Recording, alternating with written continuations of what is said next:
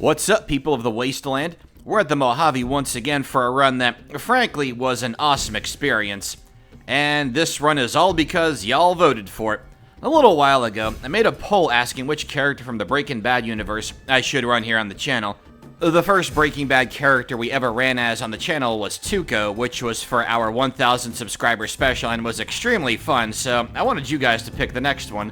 But what I didn't tell you is that I'd be running a DLC appropriate for the character in mind, and I mean, Old World Blues is all about science and chemistry, absolutely perfect for our protagonist. Walter won by a rather significant margin, and to that end, I had a lot of fun deciding on what the famous and beloved Kingpin should use for gear and weapons. Now, Heisenberg wears all sorts of outfits throughout the course of the series, so to make it easy, he can wear any and all pre-war outfits, and of course he needs a signature hat, so pre-war hats on the menu. They offer, well, nothing in the way of protection, but I do appreciate the slight bonuses to agility and perception respectively. Speaking of special, here's what I went with for Walt. Obviously our int is very high, as he's an extremely intelligent man, and without Saul here we had to give our protag 9 luck to compensate. The perception might seem a little high, but that's because I chose 4 eyes as one of our traits. So while we get +2 to perception while he's wearing glasses, he suffers a -1 penalty without them. That's gonna be a good reminder for me personally to make sure that anytime I have to unequip the eyeglasses, like the rebreather from Jack from the Boomers, that I should probably remember to slap those glasses back on, lest we lose out on perception. Low agility means that our VATs, yeah, we're allowing it because I think Walt could tinker with a Pit-Boy and figure out how to use it. He'd enjoy the challenge too. Options are limited due to low AP, and we also reload very slow. Endurance is low, strength is low because Walt's got a sharp mind, but his athleticism leaves a little to be desired. Charisma is 5 because he's pretty average in that department, and I didn't want to just dump it despite it being not useless. Now, in addition to 4 eyes, the other trait I chose was good-natured. Walter definitely is not, but the reason why I picked this is because I thought the bonus to non-combat skills, like science and medicine, were appropriate, but the penalty to combat skills reflects him generally being a non-combatant.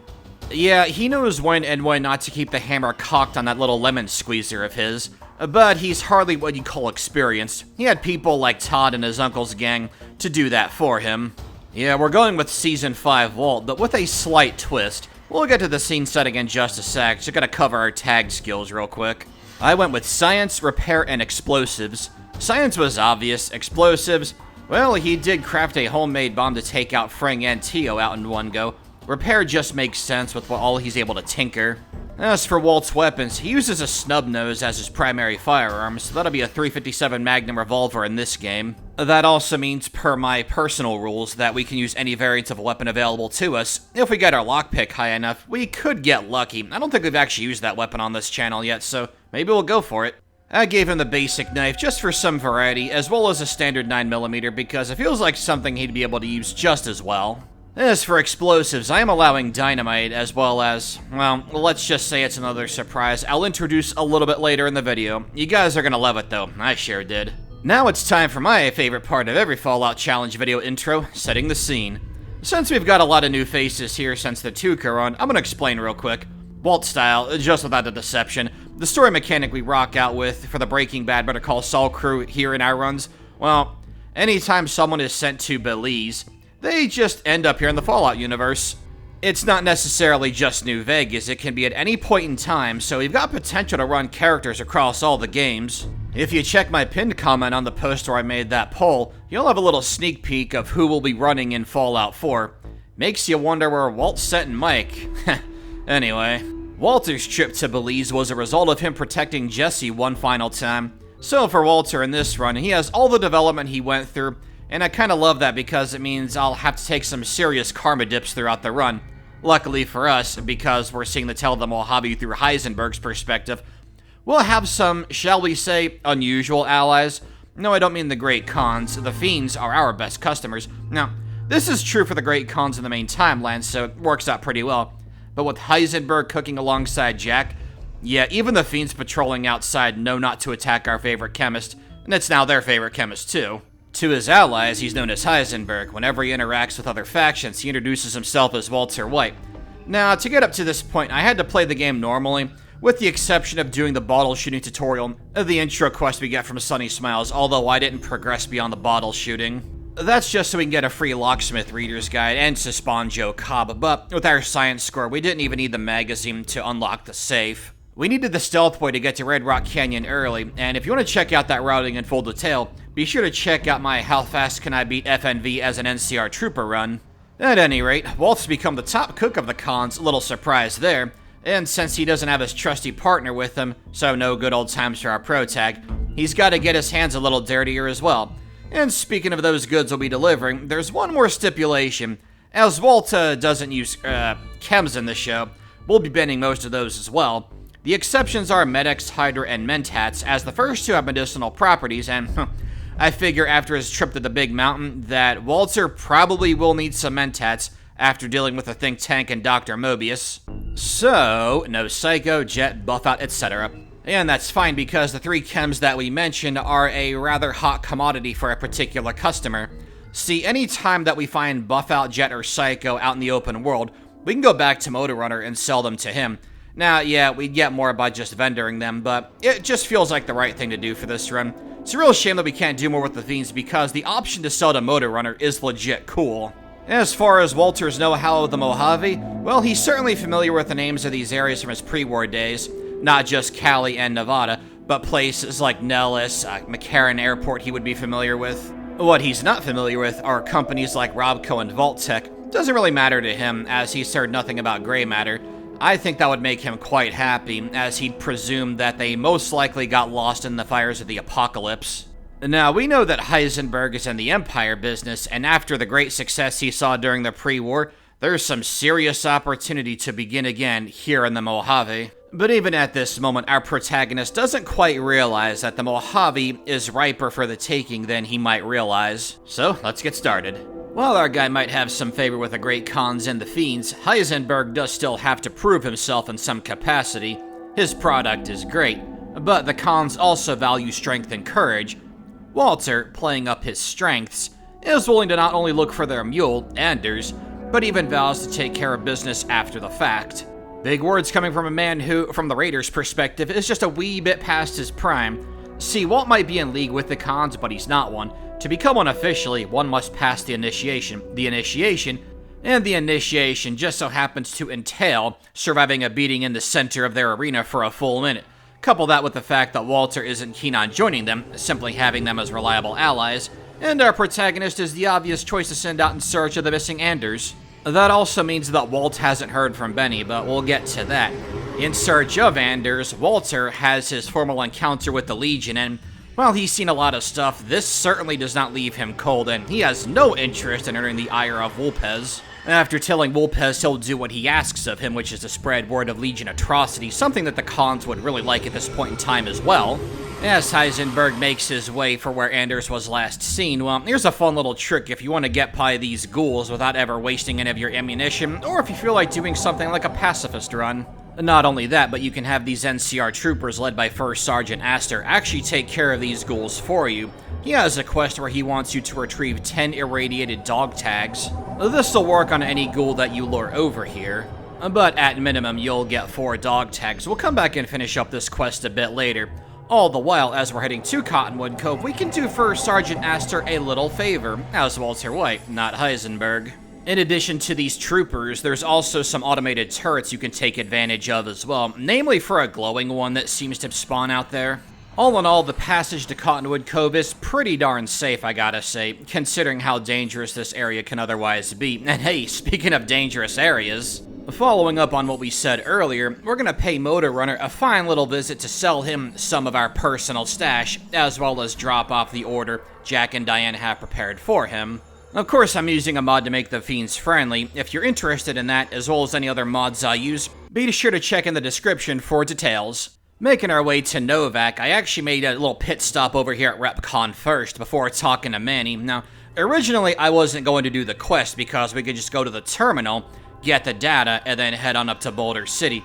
However, I saw this as an opportunity for Walter. So we all know that Walter has an ego, so imagine him getting the ghouls evicted from RepCon, as he would word it, and just how good that would make him look in the eyes of them citizens. Citizens also mean potential customers as far as he's concerned. I wouldn't be surprised if he sold something to Nobark already. After calling Chris Haver some pathetic, definitely something Walter would say, we're gonna make our way on up to the launch pad, and I figure that Walter would do the science check here, just to kind of test his own wits.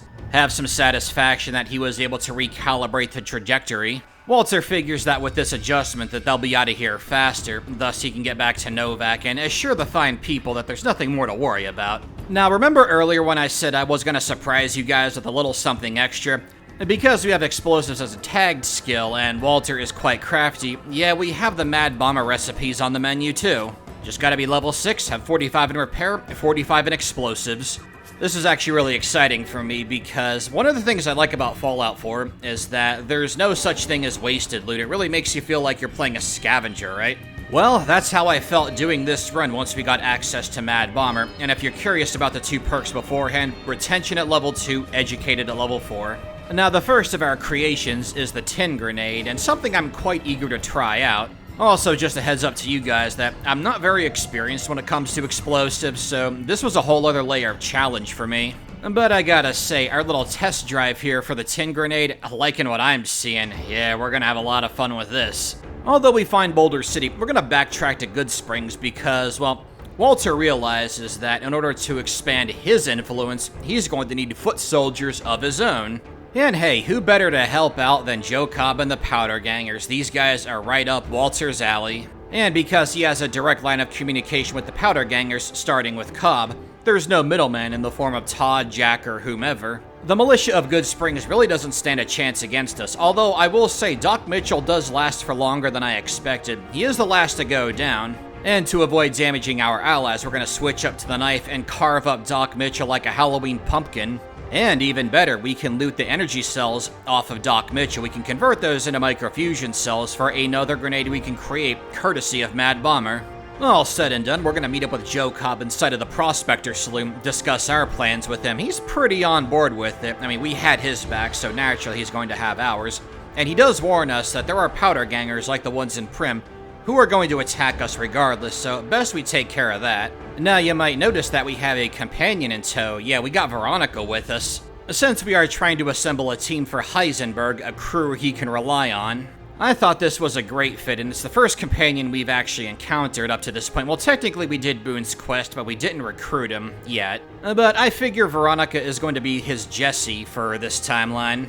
However, instead of all things chems, he and Veronica have a, shall we say, similar background in regards to technology. I actually think that Heisenberg and the Brotherhood here at Hidden Valley would get along quite well, too. That might not seem evident at first, but trust me, we got a plan here. We always got a plan here on Midlothian Odyssey. And although I imagine Walt treating her in a manner similar to Jessie, it wouldn't be as toxic, I don't think, because Veronica doesn't share his affinity for chem creation. So that means that Heisenberg does not have to worry about a partner whose quality could come to be more or less consistent with his own.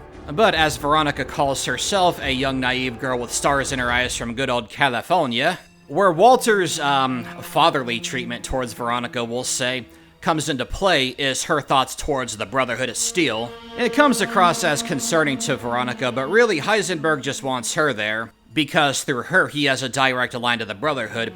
And speaking of science, once we save Deputy Beagle here and clear out these convicts, they want a new sheriff, they got one programmed by Heisenberg himself. Now, when it comes to helping out the NCR, something we do quite a bit here on this channel, whether or not we side with them, Walter has agreed to help out Tech Sergeant Reyes, and the way he handles this, oh boy. After learning about what Chief Hanlon was up to, Walter decides to keep the secret. This could come in handy later. It also gives him certain leverage over the good chief, but we have other business here in Camp Golf for a change. That questline's not the focus. One of the 4 misfits is a former fiend who somehow joined the NCR. This guy is a steady customer of Jack's, which in this timeline means he's a steady customer of Heisenberg, gets the chance to meet the man himself. After making a quick pit stop back to Red Rock Canyon, telling Jack that Raz wants the usual, we come back to Camp Golf and give him the good old angry juice he was asking for. It's good to know we've got a consistent customer on this side of the Mojave. Now, as we're helping McNamara find the lost patrols, or their holotapes if they're dead, which of course they are because, well, one of the patrols just happened to be sent into the territory where the boomers like to rain ordnance upon ignorant savages. And turns out there's somebody trying to encroach on Heisenberg's territory. Ain't that right there, Georgie boy? He won't tell Heisenberg who he is. Heisenberg tells him to get out of his territory. George tells him to saw it off, and well, one might say that wasn't the smartest decision made by Georgie boy today. Now, looking back, I should have used VATS mode for this kill because I haven't used it up to this point yet. Would have been a great sneak attack explosion, but no problem. Veronica is there to cover for Heisenberg and get in on the action. Walter tells her that maybe this guy actually sent the Brotherhood in this direction, which doesn't bode well apparently. And with that extra 427 bottle caps in our inventory, we're gonna run through the artillery strike, making Veronica wait, of course. And it's pretty standard stuff, par of the course. We do get crippled along the way, have to use a couple of healing items, which we thankfully have hotkeyed. Once we break through and make contact with Mother Pearl, thus are marked friendly by the boomers, we can go get the holotape, and then do all the boomers' quests to get to Idolized, including Raise the Bomber. That's an obligatory mention at this point, but Heisenberg, well, Heisenberg just found an ally where he least expected it. That is excellent. And wouldn't you know it, this all in time for Walter to get on over to Boulder City. Now, one thing that we know Walter loves to do is try to talk himself out of situations here. And it's really not in his best interests if the Great Khans get holed up here at Boulder City. At the same time, Walter does not want to go against the NCR. So Walter steadies himself, heads on inside, and tells Jessup what's going on. He says, Jessup, now I know you're angry about what's going on here, but let's just talk this through, okay? All you gotta do is release the hostages, and the lieutenant will let you go. You have my word. Come on, Jessup, please, please. All the while, Jessup lets him know what happened with Benny, and that gives Heisenberg not only some clarity for having cleared this situation in a way that benefits him and his allies the best, Heisenberg has a new objective, to track down this good old Benny at Las Vegas. He's not calling it New Vegas, at least not right now. Now, we did hit accepted with the NCR, and this part here was pretty funny, something I did not anticipate when installing this mod. The NCR Ranger who gives you the emergency radio, well, it turns out that the fiends can aggro him. And now, obviously, we're not picking sides here. The NCR, we just got into their good books here as Walter. However, the fiends are our best customers, so best to just let them sort it out. Anyway, as we head on over to New Vegas, we are helping Veronica and the Brotherhood find this rangefinder so that Veronica can hopefully convince McNamara to see the Brotherhood's shortcomings, and Heisenberg ain't about to do no credit check. Little bit of little tweak of chemistry there, and we are inside of the strip scot-free. No credit check, no NCR rep to get by, Heisenberg does that on his own. We had to make a little quick pit stop over at a pawn shop in Westside. That brought us to Vault 21. The receptionist does not have the rangefinder, which is a bit annoying to Heisenberg, but she does point him in the right direction, so that'll do. From there, we gotta go back to Freeside at the East Gate specifically. We pay a vagrant 10 bottle caps, and turns out that some kid found it. And because we have a salesman weekly, our barter check is high enough to where we can just give him 20 bottle caps and get it, and we're good to go. Now, this just makes you feel all warm and fuzzy, right? This little guy's got 20 bucks, big dollars for a kid his age. And we've helped out Veronica, although it was unsuccessful, that is her persuasion. But this Paladin hit squad we were able to conveniently walk around for some reason. I decided to approach them anyway because they're supposed to talk to you automatically. He says execute them, and boy do we get executed. We got killed. I don't think I've gotten killed that fast, ever. Not counting instant deaths, but 3 tries later, I came up with a fun strategy that's the most Fallout and most Walter thing ever. So because we have that narrow window of opportunity, under the effects of a stealth blade, we can reverse pickpocket our MFC cluster grenades onto them one by one and watch the fireworks. I gotta tell you, between tracking down Melissa and reverse pickpocketing these guys with the stealth blade, we're getting serious use out of those this run. We usually have way too many by the time it runs over, but not this time. And basically, Walter has demonstrated to Veronica that trying to change the Brotherhood has been a giant waste of time, and she admits that this is true. You gotta love how this conversation happens right after a reverse pickpocket attempt. It's just the most Fallout New Vegas thing ever. I was laughing so hard at that. So, you know how we often go after the fiends in these runs because the bounty's nice, the money's nice? Well, because the fiends are our allies this time, and I wanted to change things up a little bit, Walter is able to trick the first recon into coming out here claiming that they can not only lure out Driver Nephi, but this Heisenberg that people keep talking about. Walter agrees to quote-unquote act as the bait to lure them out. Just wait for the signal. Trust me, Gorbits, you'll know it when you see it. And as we let loose with an MFC cluster grenade, we gotta turn around and make way for cover because boy are we taking a lot of damage. You know, I've always wanted to battle the first recon with the Fiends as our allies, and that's something else I didn't consider in this run, pretty much up until about 5 minutes before I decided to go through with this. I was like, wait, hold on a second. We can get the first recon out here, we can kill them. I mean, we don't get a reward for it because, I mean, the Fiends were not supposed to be able to interact with them. But I gotta tell you, this is one of the most fun fights I've had here on this channel up to this point. It really helps that I've never used Mad Bomber before, and I'm having an absolute blast, no pun intended, well, maybe, with, pretty much with everything pertaining to combat, because it's so chaotic, it's so dangerous, it's so perfect for our protagonist. And we're not done sticking it to the NCR just yet, backtracking down to NCRCF.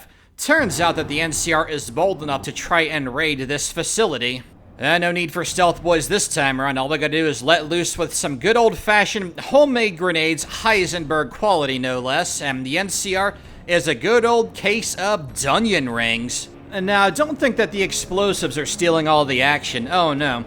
As we toss this grenade and take care of that inept NCR trooper, there's one more hanging out up top, thinking that the high ground's gonna help him, but let's just cut him down to size. Yep, the basic knife is still seeing use. I love it. Takes a lot fewer swings than I thought it would take to bring this dude down, but hey, we're done here. Let's go. And Walter would not be a man of science if he didn't go out of his way to upgrade Eddie, which, of course, we went the Brotherhood route here because Walter is on very good terms with them right now. McNamara and Hardin, I'm sure, absolutely love Heisenberg's little reign of terror going on right now. Now, we've done a whole bunch of other stuff along the way, en route to our showdown with Benny here. But that content features other stuff that we routinely do here on this channel, like helping out Camp Forlorn Hope, doing Boone's character quest.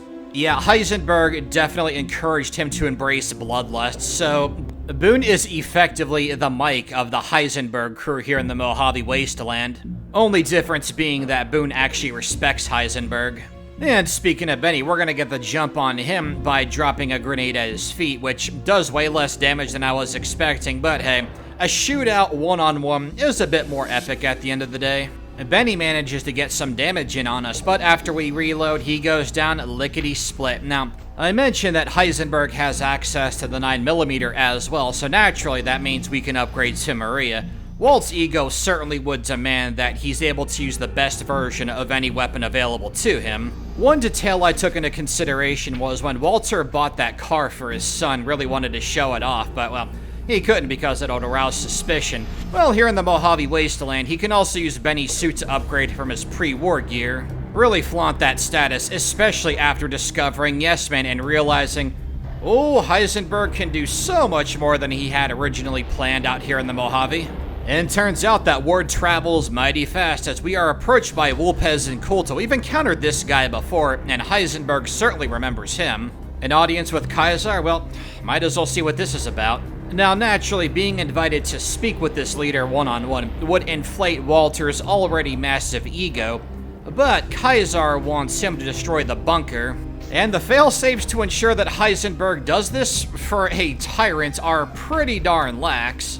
Furthermore, we have met with Mr. House, and after meeting Yes Man, well, just like with Gus, Walter sees what House has, and he wants that for himself. He wants to be the top guy.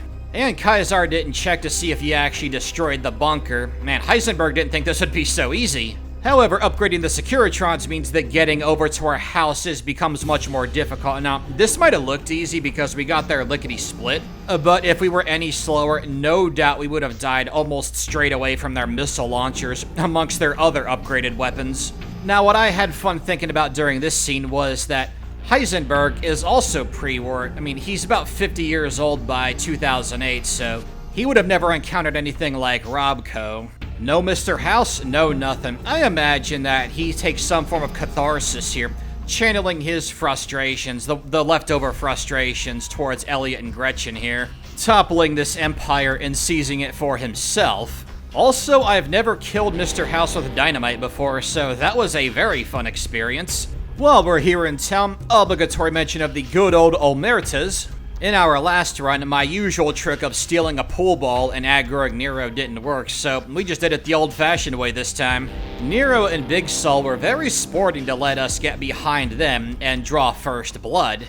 I figure Walt would take this route because Caccino is somebody he can control. And he didn't even kill Troiker Clandon. What a nice guy. And just in case you thought I forgot to include Cass in Heisenberg's potential recruitment, well, turns out she doesn't make the cut because he has a lot more to gain from the Van Graffs than he does through her. I like Cass a lot, but sometimes for the sake of the story, she just gotta go. Once we're done here, Gloria tells Heisenberg that she has a, pretty big business opportunity. It's not ready yet though, so just come back a bit later. Perfect. It turns out that there is an old movie theater that Heisenberg has been pretty curious to check out. From the looks of it, a drive-in theater. Boy, that's a thing of the past.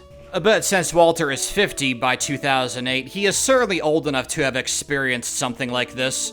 I'm not Walt's age, not even close, but I am old enough to have been to a drive-in theater before several times and gotta say, absolutely phenomenal experience. I wonder if the one in Vinland, New Jersey is still alive and kicking. Hey, to all of my New Jersey viewers, can you clarify that for me? I'd really like to know. This little trip down memory lane became a game of curiosity, which, as we know, did kill the cat.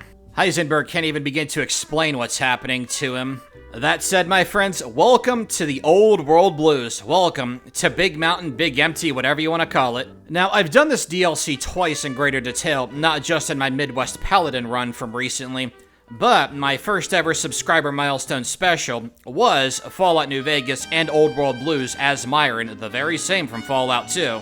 There's still a lot to cover here, but if you want to see Old World Blues in greater detail, I would check out the Myron run.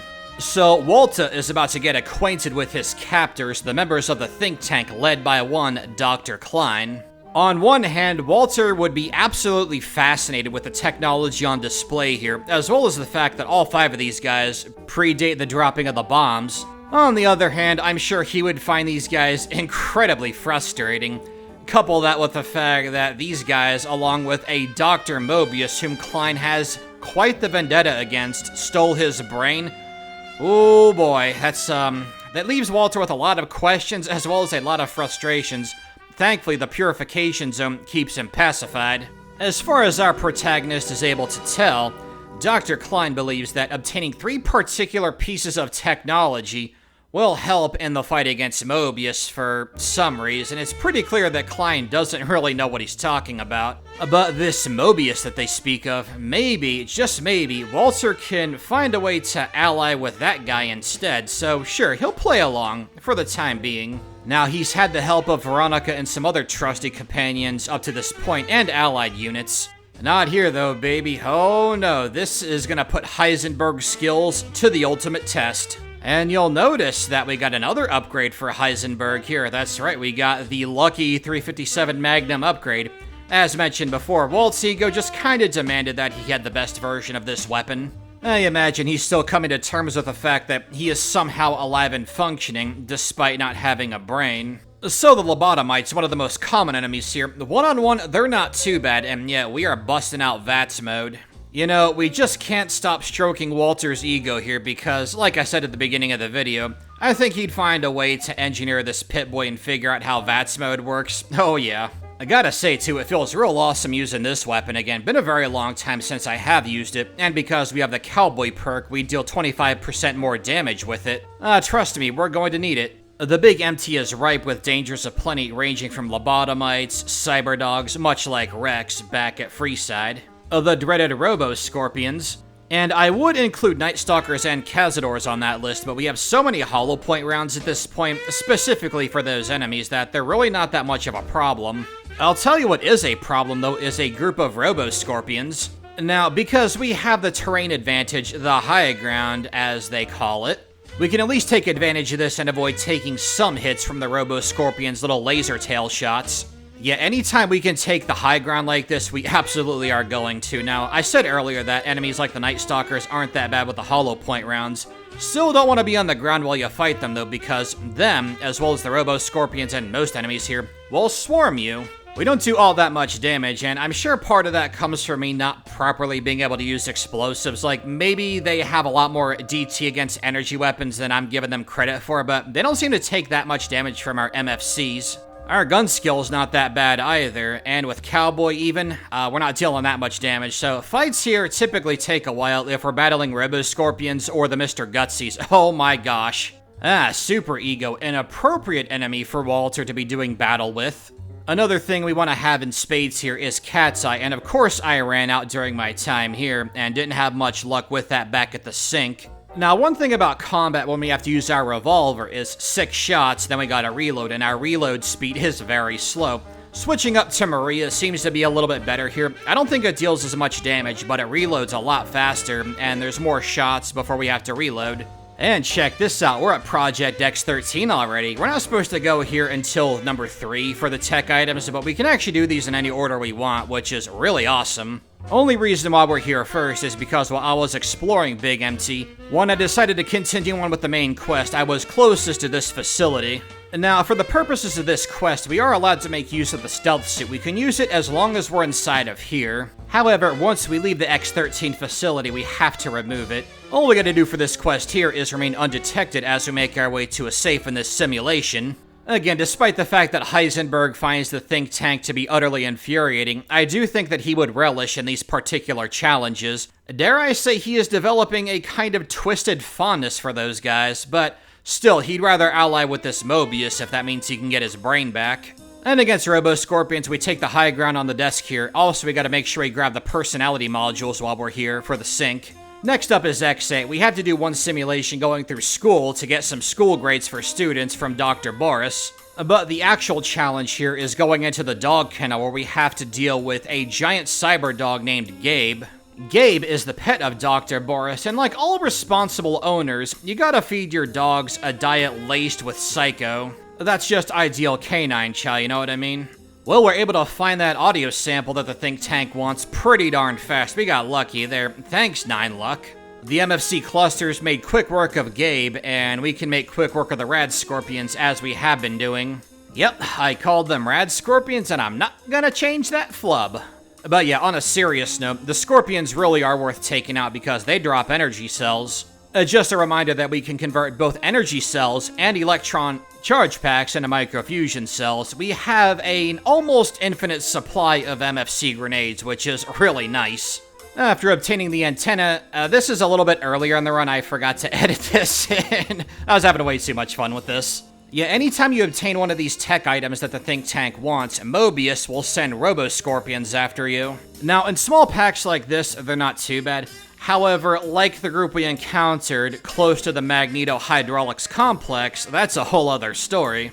All we gotta do is submit these items on over to Dr. Klein at the think tank, and we help them out a little bit as well, getting Dala on our side, as well as manipulating that static dude whose name I always forget, by hijacking his systems and basically threatening him if he doesn't do what we say. You know, just Heisenberg things. Now, before our showdown with Dr. Mobius, we have to do a battle with his greatest creation yet, a giant Robo-Scorpion. Now, we have Robotics Expert, and we have a Stealth Boy, so we can just walk right up to that big boy, hit that disable button, and he goes down. That's only temporary, though. We should still destroy it, because XP is nice and so is loot. And hey, while we're at it, might as well test out this time bomb high yield, and well, that blew up in our faces, you could say, dude. I was laughing so hard at that. I've never used that before. I wasn't expecting the explosion to be that big. Second try, and we're going to activate the turrets to distract this giant behemoth of a metal monstrosity. Sticking to our usual MFC clusters, we're going to be introducing another grenade into the equation, one that was much loved in Fallout 3, including by yours truly. That is, of course, the Nuka grenade. Thanks to Nuka Chemist, that really awesome perk we can get at level 22, I think. Yeah, we have these in spades as well. And looks like the damage we're dealing is pretty solid. I decided to throw a couple more MFCs at him, and then switch to good old Lucky to finish the job. Wait, nope, going back to explosives, like those more. Okay, let's go have our showdown with Dr. Mobius, this guy that Walter was pretty eager to ally himself with. That is, until he meets Dr. Mobius and learns that those threats that were being issued to the think tank were nothing but pre-recorded broadcasts, with Mobius really high off of Psycho. Yeah, Walter is definitely going to need some mentats after all this is done. Now, after interacting with both Dr. Mobius and the think tank, Walter has two options he can go over. One is to dispose of Mobius and the think tank because, boy, these guys are quite migraine-inducing. However, that brings us to option two, after Mobius basically confirms to Walter that he has no idea what he's doing, and just took his brain because, well, science, right? Although apparently Walter's brain is the key to these guys leaving the Big Empty. And that's a little clue that gives Walt the edge he needs to ally not just with Mobius, but as he encounters his brain, which has to be the biggest showdown of egos he's ever had in his life, Dr. Mobius seems pretty interested in working with the great Heisenberg, the guy whose head this brain came from. It's time to head on back to the good old think tank, and check this out. We are level 31, the highest we've been on this channel up to this point. Of course, Walter has to try and be the highest level, right? As Heisenberg makes his way back to the think tank to have this little showdown, he's been rolling over this idea in his head that although these guys are very frustrating, they're also very eager, and they seem to really enjoy what they do, which is good enough because although they are definitely, not all there, their bolts aren't all in one place, so to speak. These guys are very susceptible to influence, apparently. Walter knows this firsthand because, again, he was able to help out Dr. Zero, Dr. Dalla, and that static guy whose name I can never remember, although helping that guy is being very generous, as in not sure at all because it's blackmail. It would have been Dr. Boris as well, but I forgot to do his little character quest, which we can do after we finish up here. Klein gets outvoted and convinced by Heisenberg into a partnership. Absolutely perfect. Best of all, if Heisenberg ever gets caught or is being chased by the NCR, he now has a transponder to bring him back to Big Empty, where he will never be found. It's a neat little package. So we meet back up with Gloria Van Graff, do that little trade, which includes screwing over the Legion, which Heisenberg very much on board with. Naturally, that included persuading Papa Khan not to join up with the Legion. And you thought the surprises ended at Mad Bomber? Oh, baby, were you ever ring-a-ding wrong? Oh, no. Heisenberg tells Papa all about his plans to take over here in the Mojave and wants the Great Khans to stay and to connect with the followers. Papa Khan is fully on board with this and fully respects Heisenberg. I guess, enter season 6 or 7, Walter? And speaking of Heisenberg, because his crimes before going to the strip were apparently forgiven one time only, he has a real opportunity to flex over the NCR by helping to protect the president. I'm sure a situation like this is something he never would have imagined himself being in back in his pre-war days, but here in the Mojave Wasteland, oh no, Heisenberg is on the rise, hook, line, and sinker. So much so that we deal with a problem here that is protecting the president from the Legion in every way we possibly can. I imagine Walt is real smug when he goes up to Ranger Grant and tells him, "Not only did I disarm a bomb that was on your president's vertibird, I killed the sniper and took a redundant failsafe detonator off of that engineer down there." This is the standard the NCR has? Jesus! No wonder you guys forgave me. He kept that last part to himself, naturally, although he was really resisting the urge to say that. And turns out this is great cover-up because Yes Man wants Walter to install an override chip at Eldorado substation. And I did have Raul accompany us, also somebody from the pre-war era, because I thought that would be the most appropriate for Walter for this quest. Naturally, Walt was mean to him at every turn. I forgot how mean you could be to that poor guy Raul in this game. My god, man, I felt so bad picking those options. Anywho, we're disguised as an NCR engineer, head on inside, install the override chip, are none the wiser, and voila, it's final battle time. Now, one thing that we can do before the final battle is try to get the followers on our side, and Heisenberg is actually in very high standing with these guys, to put it lightly. Oh, that reminds me, I didn't even cover the King's Quest. Oh, no, we did that, but we were against the NCR this time. That didn't stop us from helping Freeside and getting in Freeside and the followers' good books. So for the final battle, Walter has decided to bring along two companions who he deems to be, in his mind, the most expendable, which is Lily and Rex. Veronica is his new Jessie, although she'll never fully replace him, obviously. Boone is his Mike, way too valuable. Eddie, he actually likes quite a bit because he gets to tinker with that little guy and study what Enclave technology is all about. Cass was killed as a move. Arcade, well, I like to think that Walter would view him as his Gale, but they're not in competition, so he actually respects Arcade a lot. As for Rex, well, Rex already died to the Legion, so that's just someone to soak up damage for Heisenberg as he makes his way to the Legates camp. Lily, well, she's real big and strong, definitely nice to have that muscle around, but compared to the others, not quite as useful. I mean, hey, if she survives the experience, that's great, and if not, oh well. And don't sit there and tell me that he wouldn't do that, because Walter poisoned Brock, a little boy, as a move to manipulate Jesse. I'm pretty sure in this scenario he would have no trouble taking this course of action being to throw Rex and Lily's labs away if it means advancing his agenda to take over the Mojave. On that note, though, we did do both of their character quests as well. Rex got Ray's brain, and Lily went full speed ahead with that medication. I think Doc Henry is someone else that Heisenberg would get along well with. He would definitely understand what it means to want to do something meaningful with his life one final time. Well, Heisenberg did make a conscious effort to try to save Lily, but no dice. When she falls, it's time to head on inside and let the great cons deal with the Centurions. As we make our way to the two heavy troopers and pass that speech check, those of you who are here for the first time, first off, welcome, and it's awesome that you're still with me this far in. The Great Cons are a lot tankier here because of another mod I'm using called Great Cons Toughness Increased, again, in the description below if you're interested. And same goes with that mod that allowed us to pursue another path with the cons. That one is called Great Cons Stay in the Mojave.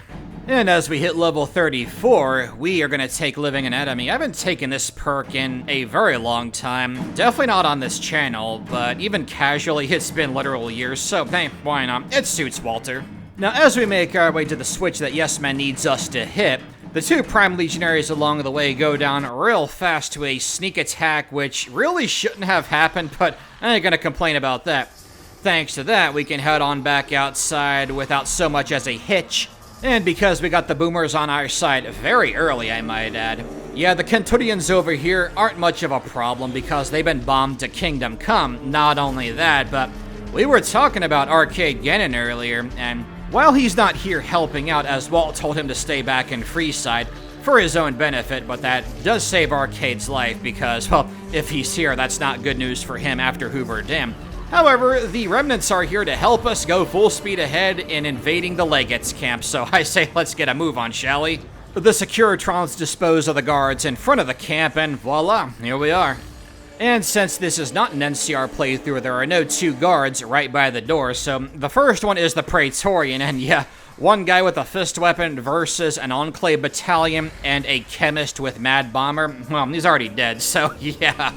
As we make our way inside, we're gonna pop open a good old-fashioned Fixin' Things magazine just to make sure that we pass the repair check needed to fix, quote-unquote fix, yeah, jury-rig the mongrel's cage. That way they cannot be summoned later in the fight. We got a couple more Praetorians we have to lure out here, and here's where I'm gonna play around with VATS mode and explosives, and yeah, judging by this, absolutely I should have been doing this since we're allowed to use VATS mode in this run. If you're new here, just know that if we're playing as a character who does not canonically have a Pit-Boy, we're not allowed to use VATS mode, but I made that justification for our protagonist here earlier on. I'm not going to repeat that again. I don't want to beat that dead horse, you know what I mean? Hey, if this was an Honest Hearts run, that would have been a pretty good pun. So while that veteran legionary in the watchtower does the smart thing and just hides out there, hoping that everything passes by, we're gonna pop open Walt's jury-rigged Pit-Boy, slap on a Meeting People magazine.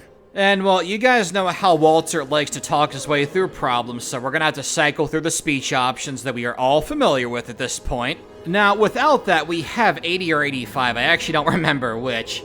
As we're cycling through the options here, getting some good old-fashioned last-minute experience points talking with the legate, as Walter is pleading, saying like, Lanius, you don't have to do this, please, please. Oh, nope, he asks him if he'll retreat, and turns out that Walt was just setting up Legate Lanius the entire time to provoke him into attacking one-on-one. Well, it's not really one-on-one here, it's just to have Legate Lanius come after us by himself, but unfortunately for Lanius, we have the Enclave remnants backing us. There we go, another Rosamund Lothian Odyssey fake out, and Legate Lanius really doesn't stand a chance here. Like, I thought he would kill at least one of these guys, but no, not really. By the time we're done with VATS mode here, I think that he's trying to retreat, which normally he runs back up the hill and then the fight kinda resets without him being healed. But too little too late for that. Volta gets the final shot on Legate Lanius, but we're not done yet. Making our way back to the gate here, we did pledge the remnants to help the NCR out, but what the NCR doesn't know, and the remnants really don't know either, is that we plan on taking over, so we have to resolve this in a more peaceful manner, right? I imagine that Oliver is hurling insults and threats aplenty here, all while Heisenberg is looking nice and smug, just smirking at Oliver, knowing that he got played like a fiddle, but we're not done here just yet, oh no. Although we're able to talk him down and remind him that we have the Boomers and the Brotherhood on our side. Nice little speech check there that I actually forgot about. We're gonna let Yes Man in on the action here. Hey Yes Man, go ahead and toss him off Hoover Dam, would you? What the hell? No, get away from me, you goddamn TV on wheels. Stay tuned for a surprise.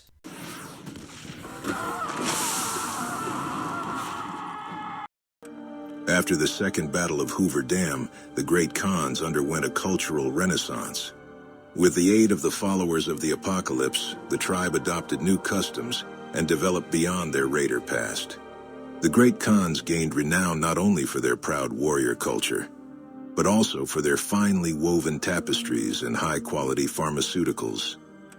And that's a wrap. I really hope you guys enjoyed that run, and that ending slide was a surprise for me as well, because yeah, it's on the Nexus mod description, but I didn't click it because I didn't want to spoil it for myself. On screen now are some runs we'll be seeing in the near future, including Fallout 3 as a Talon mercenary, Elder Scrolls Oblivion without magic or magical gear, and a Pro Legion run that I'm not going to spoil because I'm really proud of this idea. It's too awesome. Also, Fallout New Vegas as Pikmin. Take it easy, guys.